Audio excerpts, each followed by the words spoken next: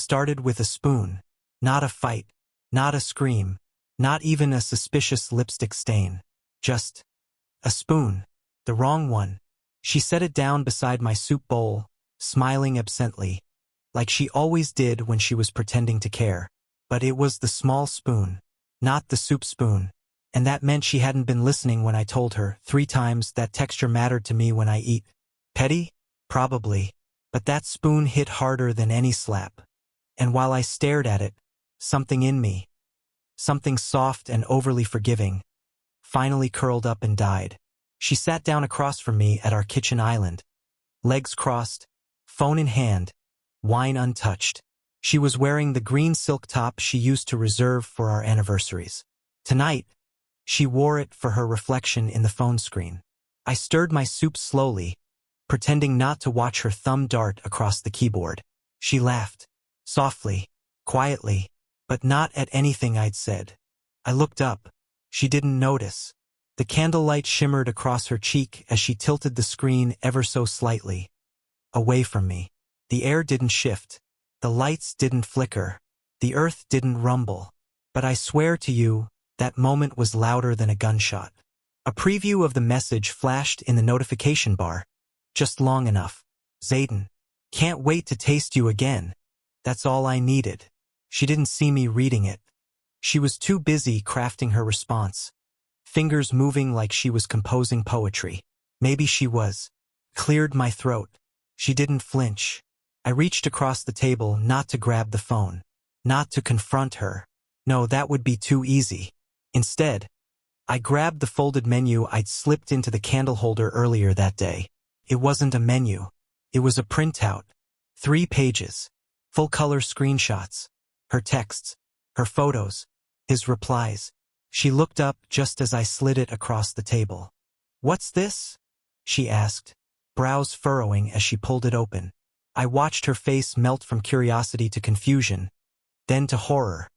Slow as syrup and just as sticky. "You brought this to dinner?" she croaked. I nodded.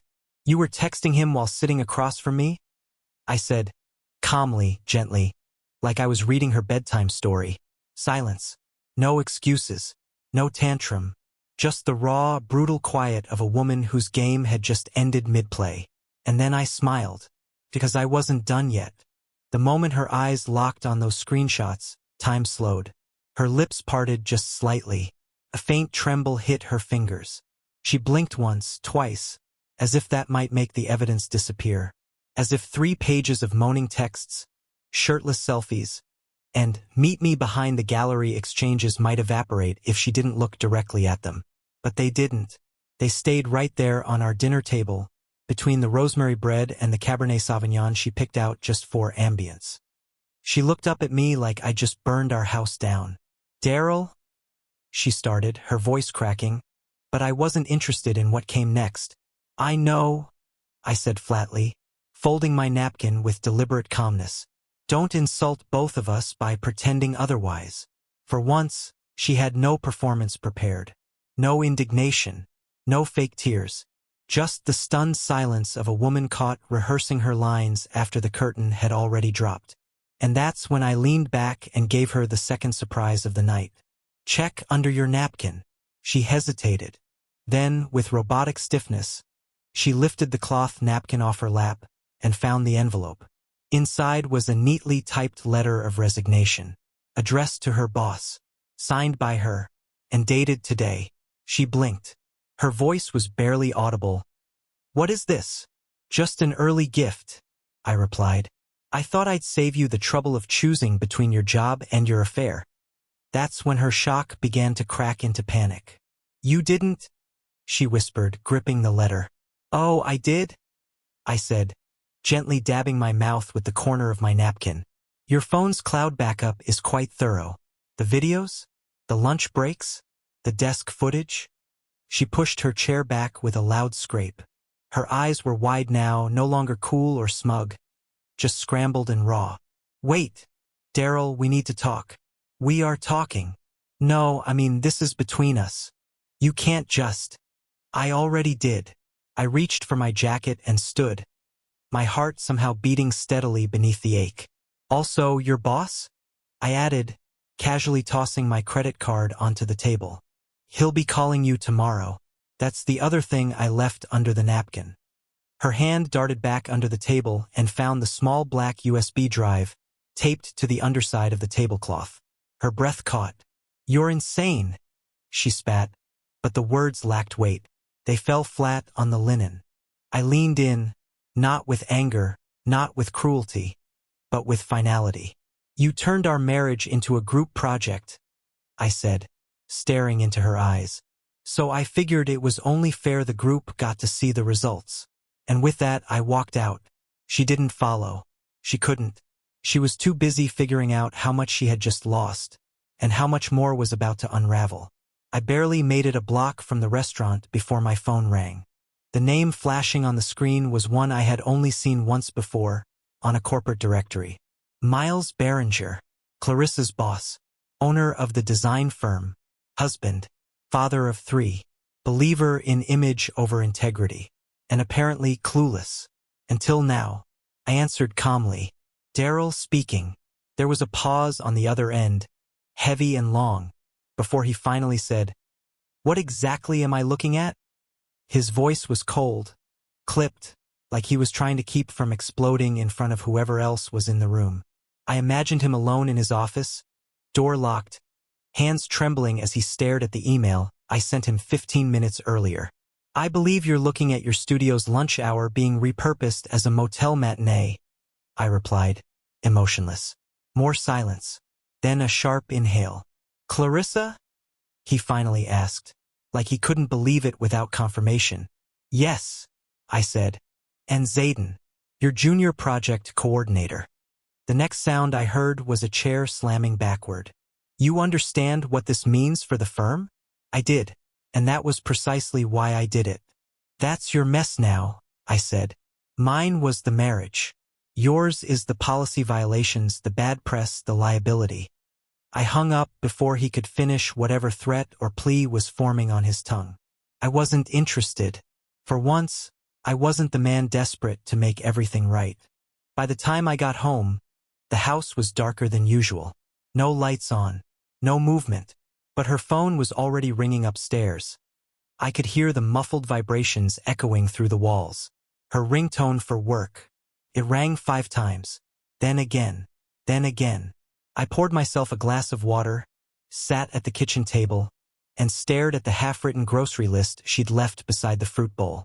Bananas, almond milk, red wine, no apology, no explanation, just mundane normalcy, like nothing was burning down around us, until headlights lit up the front windows and I heard the slam of a car door. She burst into the house, breathless and flushed. Her green silk top was wrinkled. Her makeup faded from the tears she probably fought off in the car. She froze when she saw me, not because she expected me to be gone, but because she thought she could still fix it. We need to talk, she said, dropping her bag. I didn't move. You told my boss? She blurted, her voice a mix of panic and fury. You sent him that video? I took a long sip from my glass. I sent him the truth, I replied. And you're welcome.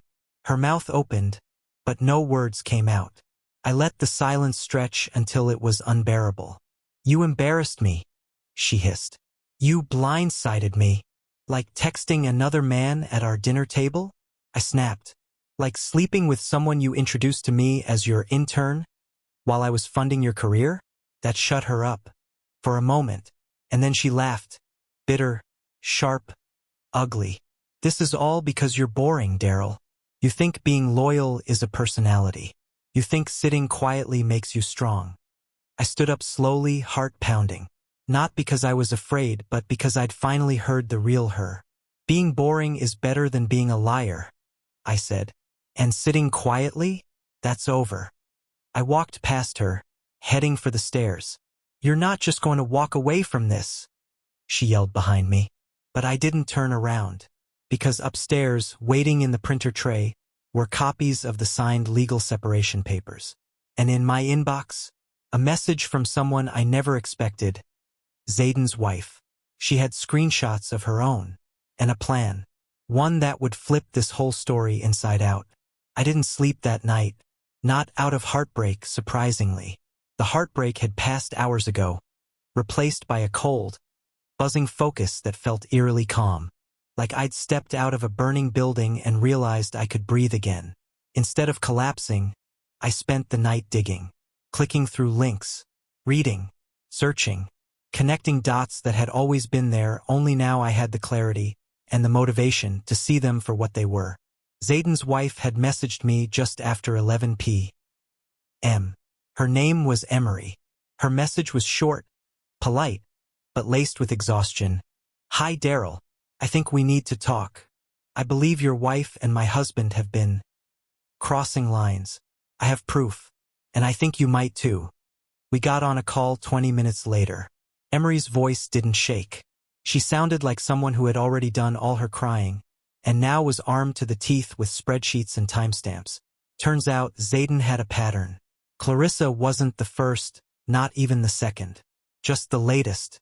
Emery had been collecting receipts for 6 months.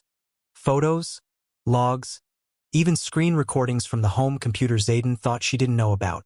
She'd been waiting for the right moment to act, and my dinner table detonation? That was the spark she needed. "I'm not looking to destroy lives," she told me, "but I am done protecting people who don't deserve it, especially when they're putting my daughter at risk." That's when it got real. Zayden had been using Emery's car to sneak out for these affairs. The same car they used to drop their 5-year-old off at preschool. He even used their family tablet, the one with the kid's lock screen, to send messages late at night while she slept. A man willing to conduct sleaze from beneath a Peppa Pig wallpaper wasn't just cheating. He was rotting from the inside. Emery had already spoken to her lawyer. She was prepared to move out in the morning. But she had one request before she did. "Let's make sure they know we know. Together." I paused for a moment. I wasn't sure if I wanted more confrontation. I wasn't built for this. I wasn't a fighter. I was the guy who organized socks by color and apologized when people stepped on my foot. But something about the way she said "together" made the shame loosen its grip just a little. So I said yes.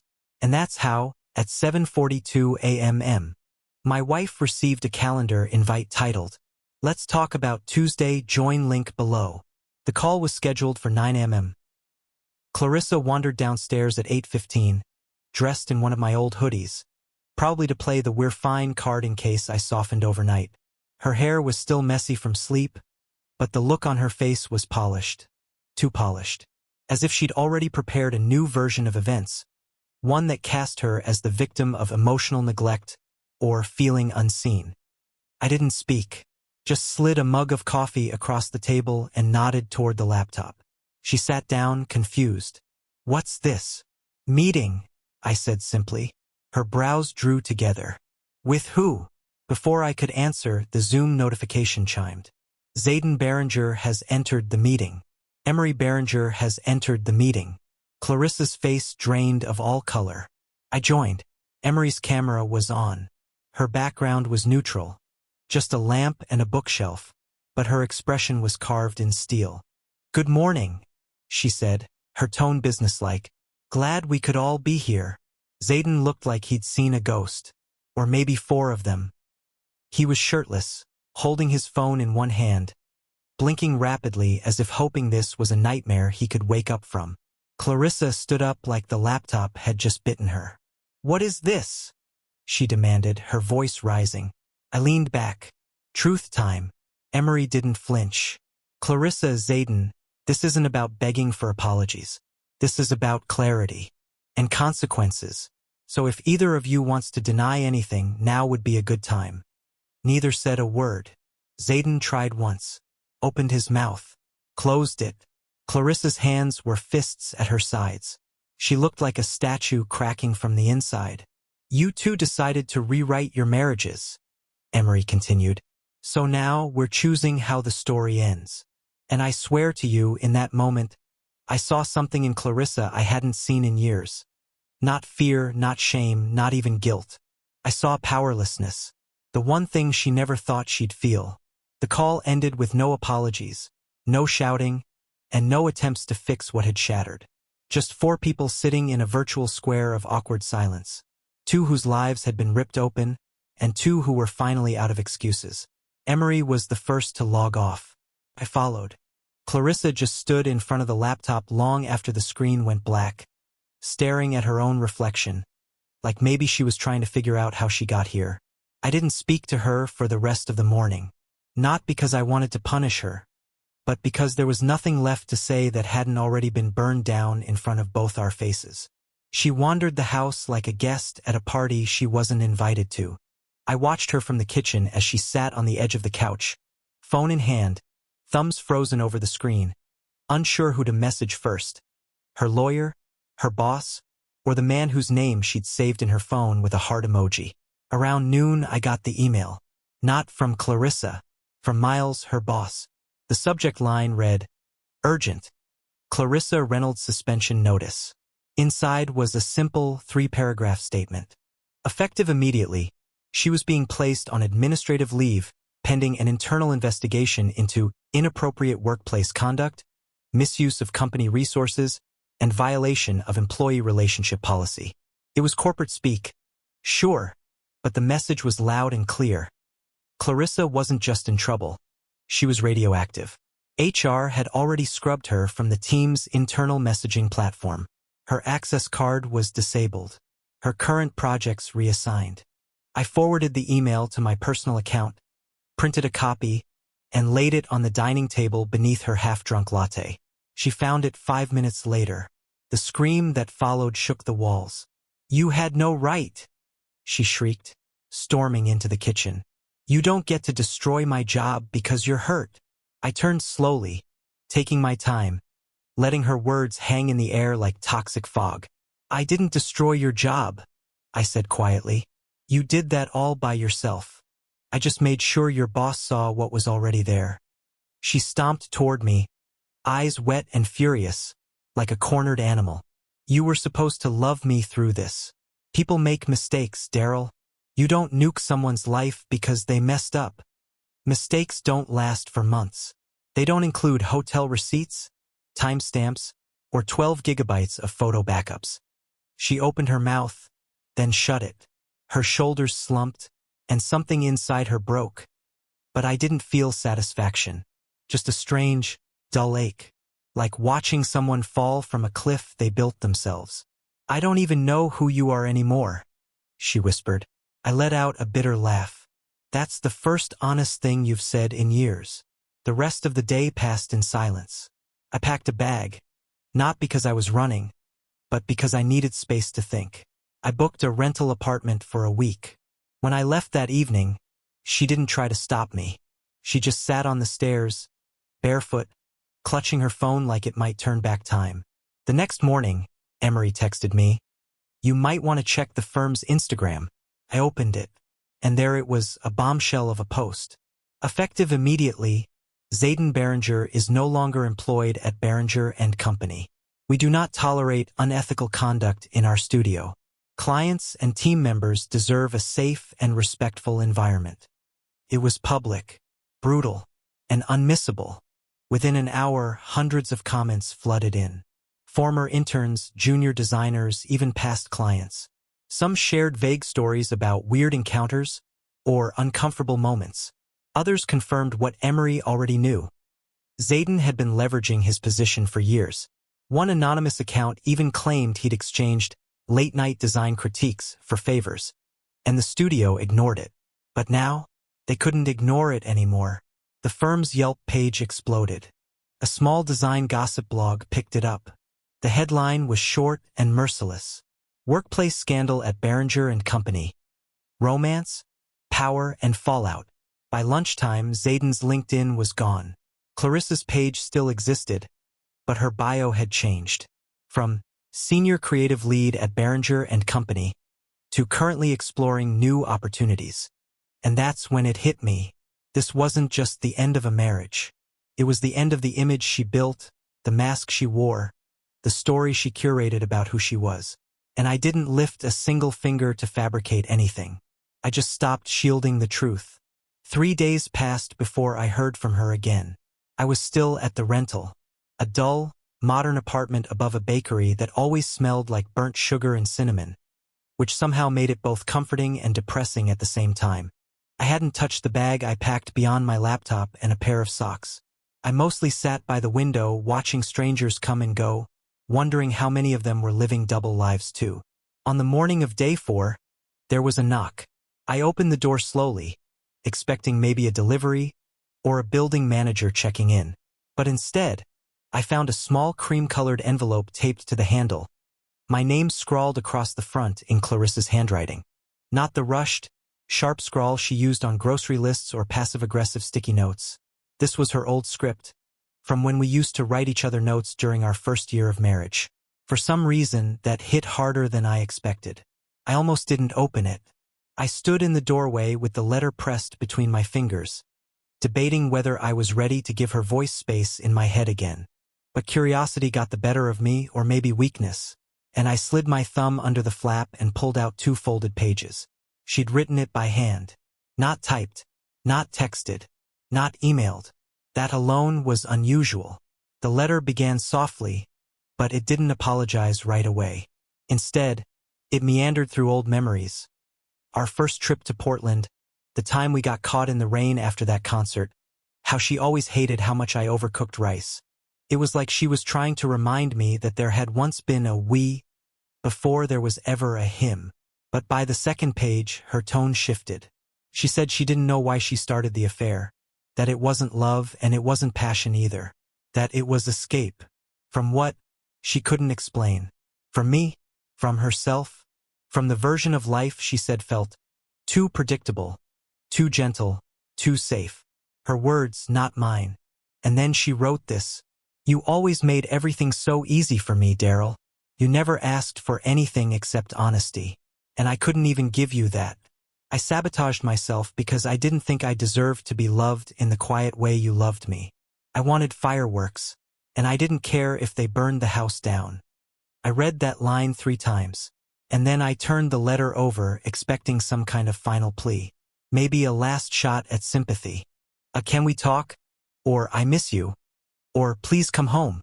But instead, there was only this. If you choose to walk away, I won't chase you. I've done enough damage. But if there's any part of you that still believes in us, even a fraction, I'll be here. I'm not asking for forgiveness. Just a chance to start clean. No lies. No third person. Just us. She signed it with her full name. Clarissa Reynolds. No love. No forever. Just her name. Like she wasn't even sure she had the right to soften the ending. I set the letter down and sat back in the kitchen chair, my mind spiraling. I wanted to feel anger. I wanted to rip the paper in half, or toss it in the trash like the version of her that betrayed me. But what I felt instead was something much worse. Doubt. Not about what she did. That part was crystal clear. But about what I was supposed to do now. Because for all the righteous justice I'd been dishing out, for all the satisfying burns and professional consequences, there was still a deep, raw part of me that remembered how she looked when she fell asleep with her head on my chest, how she used to trace circles on my arm when she was too anxious to sleep, how she once wrote me a different kind of letter in our second year of marriage, a love letter, and sealed it in the same kind of envelope. And maybe that was the worst part. Not the betrayal, but the part of me that still wanted to believe in her, even after everything. And that scared me more than anything she'd done. I didn't respond to her letter. Not that day. Not the next. I carried it around with me, folded inside the back cover of the notebook I used for work. A part of me hated that I couldn't bring myself to throw it out. Another part of me kept rereading it during quiet moments like I was trying to decode it, find some kind of hidden message between the lines. Something that would make me hate her less or trust her more. Neither came. But then, on a rainy Thursday morning while I was halfway through a mug of bad coffee and trying to convince myself that a spreadsheet was more important than the emotional wreckage of my life, my phone buzzed with a notification I didn't expect. Voicemail. Unknown number. 046. I almost deleted it, but I tapped play. And the voice that came through wasn't Clarissa's. It was Zayden. Hey, Daryl. Look, I wasn't going to do this, but I think you deserve to know. There's more. Clarissa didn't just cheat. And I wasn't the only one. You need to ask her about a guy named Trevor. Chicago. Last year. That wasn't business. And if she tells you it was, she's lying. The message ended just like that. No follow-up. No contact info. Just static silence.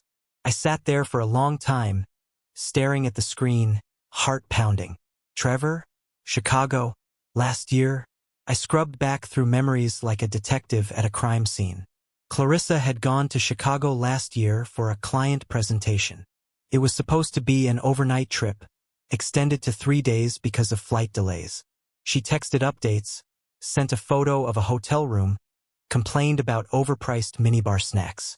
I remembered her sending me a selfie, wine in hand, robe on, fake smile. And I remembered how I had replied, "I miss you."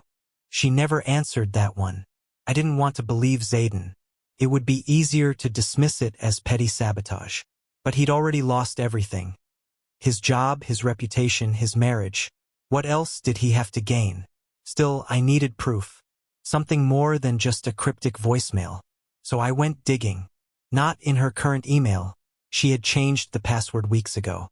But in our shared cloud drive, the one she forgot was still connected to my backup system. I typed in Chicago and waited. 27 files. Mostly receipts, PDFs, itineraries. But then one folder buried under a generic name, Q3 client notes. Inside were 3 videos. I opened the first one. The quality wasn't great. Grainy and dim. Recorded through what looked like a hotel mirror angled toward the bed. But it was clear enough. And it wasn't Zayden. It was someone else. Taller. Darker hair. She called him Trevor twice. I closed the laptop. I sat completely still. No rage. No tears. Just a numb, sinking realization that this wasn't an affair. It was a pattern. All those nights I chalked up to overwork. All the late returns. The quick showers. The way she'd look away just slightly when I asked about her trips. It wasn't a one-time betrayal. It was a mosaic of tiny, deliberate decisions to live in a reality where I was the placeholder. A decoy. I wasn't just cheated on. I was used. Used for emotional support, for stability, for image. All while she chased secret lives in hotel rooms under the illusion of independence and work travel. And now, even her apology, even that heartfelt letter that had softened me for a second, felt hollow. Manufactured.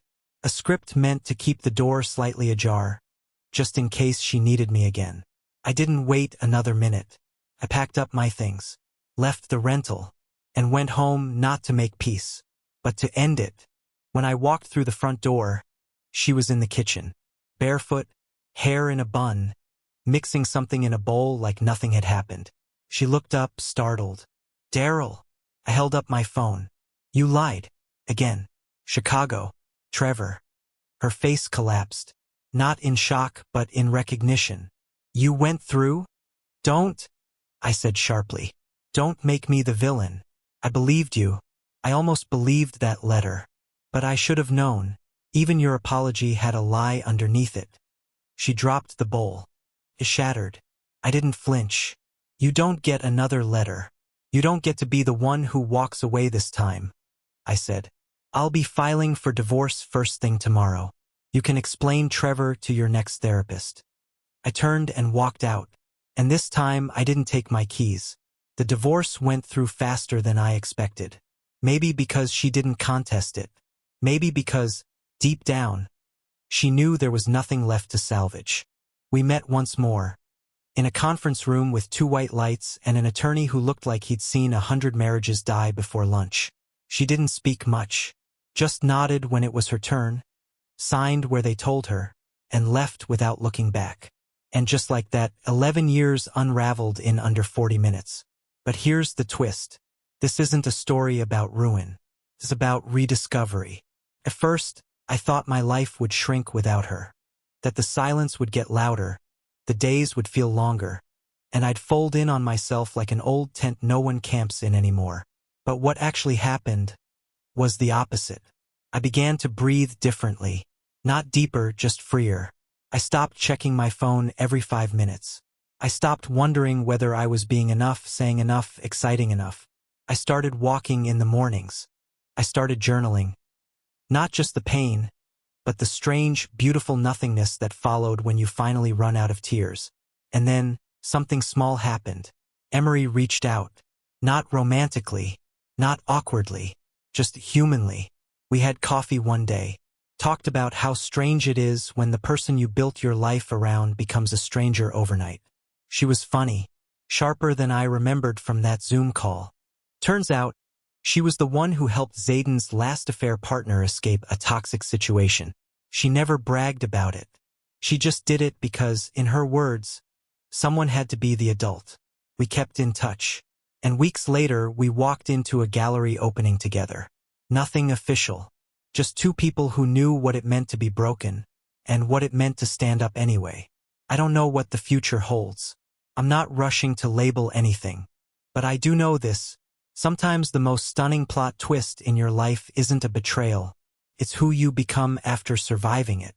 Thanks for sticking with me through this roller coaster. If you've ever experienced something like this, a betrayal that flipped your world but led to unexpected growth, drop your story in the comments. Your voice matters, and someone out there might need to hear it. Don't forget to subscribe and stay connected to this community of real stories, real people, and raw truth. You're on Reddit Confessions, and this is where healing begins.